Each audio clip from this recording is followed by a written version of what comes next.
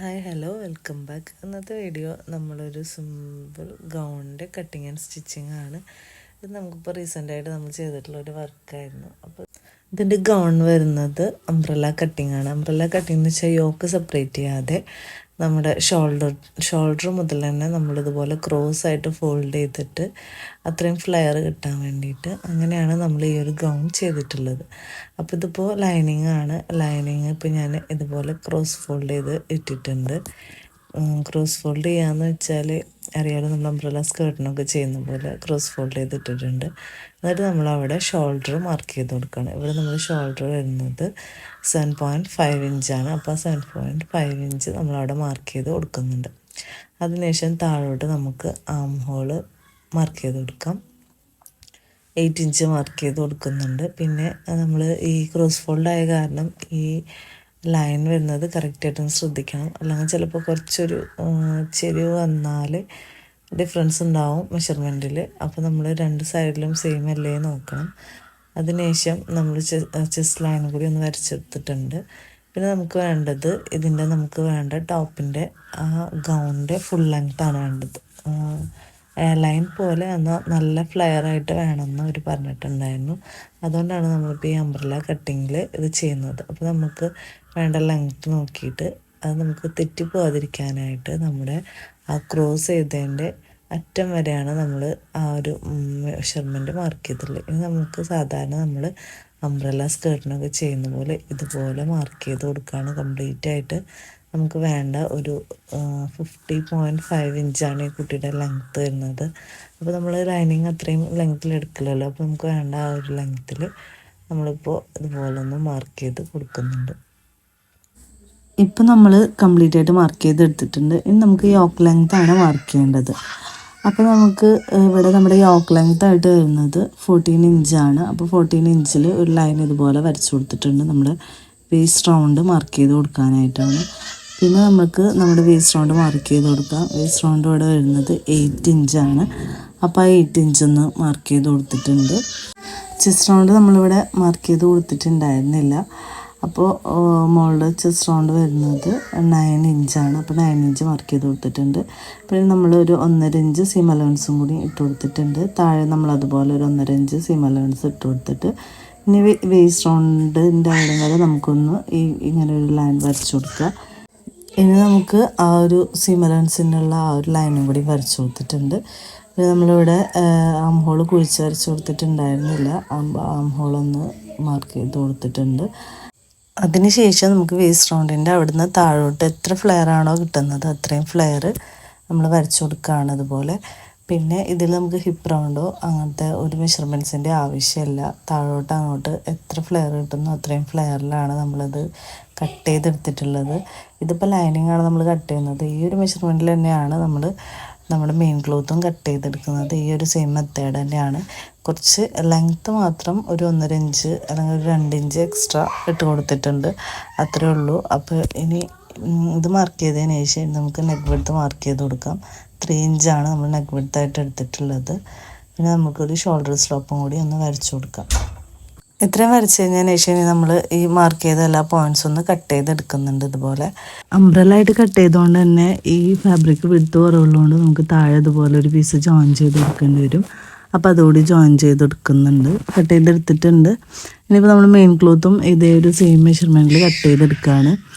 പിന്നെ ഇതിനും ഇതുപോലെ താഴ്ഭാഗത്ത് ഒരു പീസ് ജോയിൻ ചെയ്തെടുക്കേണ്ടതുണ്ട്. അപ്പോൾ അതും ജോയിൻ ചെയ്തെടുക്കാം.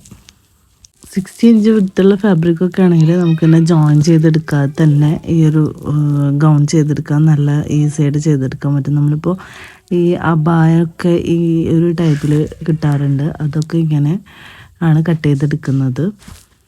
ഈ ഒരു ഗൗണിന് ബലൂൺ സ്ലീവാണ് നമ്മൾ കൊടുത്തിട്ടുള്ളത്. അപ്പോൾ നമ്മളൊരു 4 ഇഞ്ച് വിട്ടതിന് ശേഷം ഇതുപോലെ സ്ലീവിൻ്റെ മെഷർമെൻറ്റ് മാർക്ക് ചെയ്ത് കൊടുത്തേക്കാണ്. താഴ്ഭാഗത്തും അതുപോലെ സ്ലീവിൻ്റെ മുകൾ ഭാഗത്തുമായിട്ട് നമ്മൾ കുറച്ച് പ്ലീറ്റ്സ് കൊടുത്തിട്ട് കൈയിൻ്റെ എൻ്റെ വശത്തായിട്ടൊരു പട്ട വെച്ച് കൊടുക്കാനാണ് പ്ലാൻ ചെയ്തിട്ടുള്ളത്. പിന്നെ ഈ ഒരു ഡ്രസ്സിൻ്റെ കൂടെ ഒരു ഷ്രഗും കൂടി വരുന്നുണ്ട്. അത് നമുക്ക് ബാക്കിൽ ടൈ കൊടുത്തിട്ടാണ് നമ്മൾ ചെയ്തിട്ടുള്ളത്. ഈ കസ്റ്റമർ തന്നെയാണ് നമുക്ക് ഈ ഒരു മോഡൽ അയച്ചു തന്നിട്ടുണ്ടായിരുന്നത്.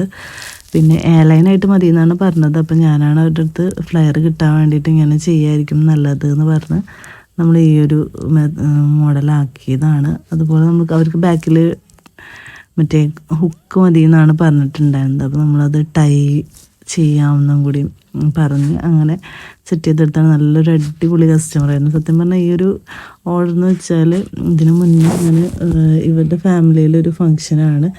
അപ്പോൾ ഇവരല്ല എനിക്ക് ശരിക്കും ഓർഡർ തന്നത് ഇവരുടെ ഫാമിലിയുള്ള വേറൊരാൾ അവരുടെ മോൾക്ക് വേണ്ടിയിട്ട്, അനിയത്തിക്ക് വേണ്ടിയിട്ടാണ് തന്നത്.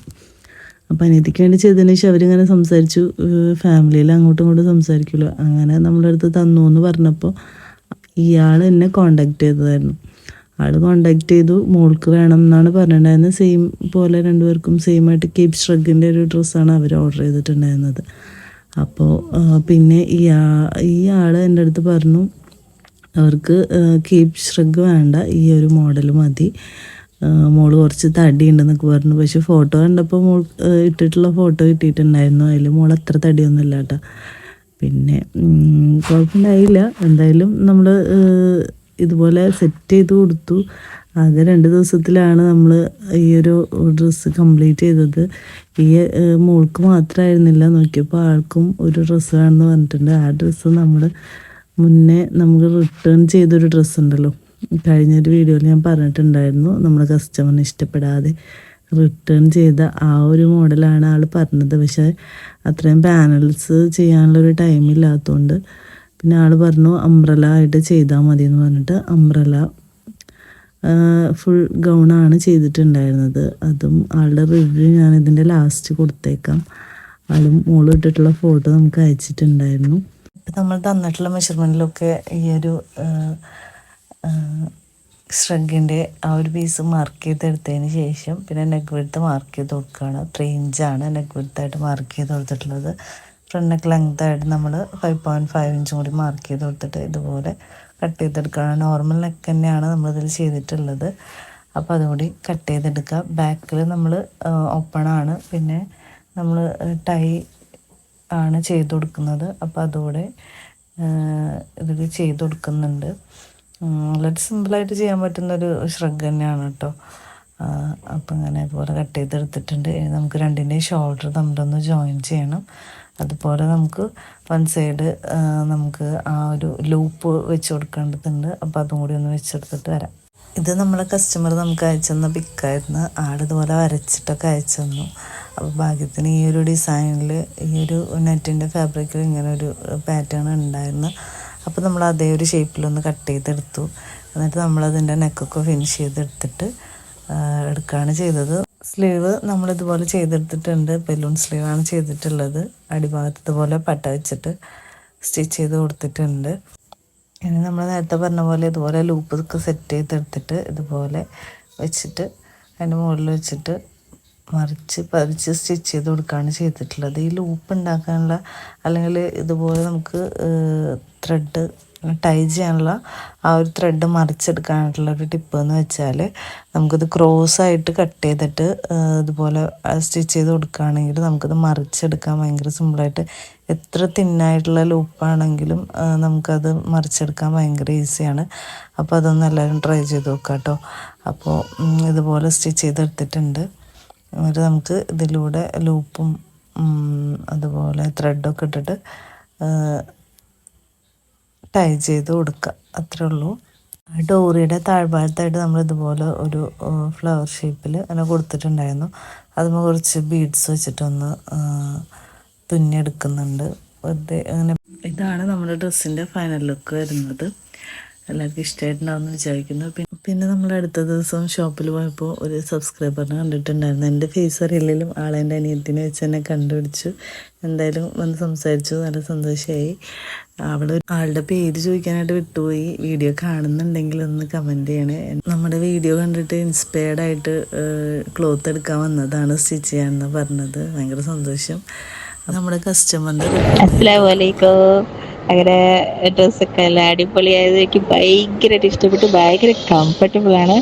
സ്റ്റിച്ചിങ് ഒക്കെ ഭയങ്കര പെർഫെക്റ്റ് ആണ്. ഞാൻ ഒട്ടും പ്രതീക്ഷിച്ചില്ല. ഞാനെല്ലാം പടച്ചിനെ കൊടുത്ത് നോക്കത്തുള്ളത് അത് പറഞ്ഞ് ഞാനങ്ങ് എന്താ പറയുക ഏൽപ്പിച്ചിട്ട് നോക്കി. പക്ഷെ കിട്ടിയ റിസൾട്ട് അമേസിങ് ആൻഡ് സിമ്പിളാണ്. ആൻഡ് മൊറോവർ എല്ലാവർക്കും ഇഷ്ടപ്പെട്ടു. ആൻഡ് അൽഹംദുലില്ലാഹ് എല്ലാ റാഹത്തായിരുന്നു. അതുകൊണ്ട് താങ്ക് യു സോ മച്ച്.